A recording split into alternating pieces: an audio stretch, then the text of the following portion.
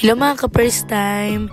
So eto nga, nagkaroon ba ng paper jam ang inyong mga printer? So eto yung step by step kung paano natin maayos. At kung makikita nyo nga, meron nga paper dyan sa may pinakailalim. So kailangan talagang buksan mismo yung printer.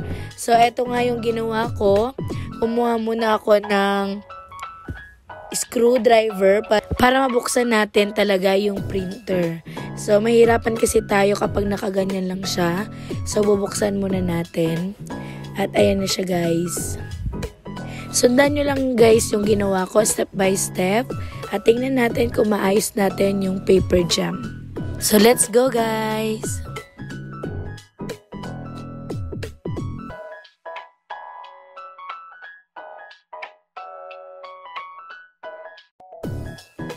So dito guys, dahan-dahan lang po tayo kasi may mga parts na baka magalaw natin, baka hindi na gumana kapag ay trinay na natin.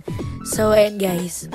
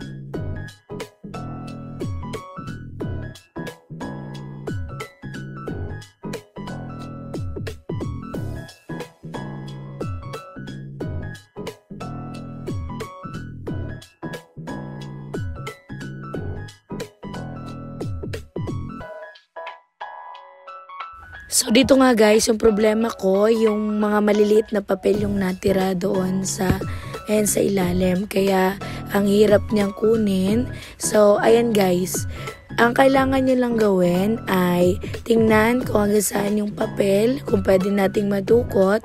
Kung pwede natin yan guys, kung nasa pinakailalim na, ikutin lang natin yung nasa may gilid. So ayan, makikita nyo yan guys mamaya.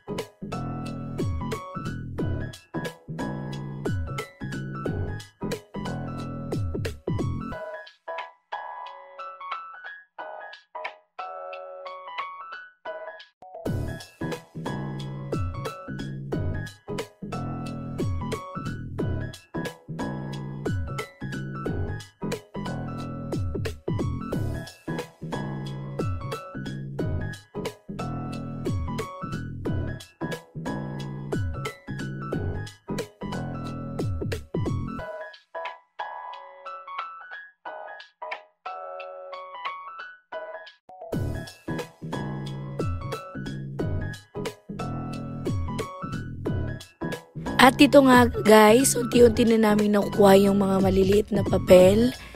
So ayan guys, at dito tinignan ko sa likod kung meron pa siyang natitira. So meron pang konti-konti kaya inaalis lang namin para kapag mamaya trinay na namin ay wala nang sumabit na papel.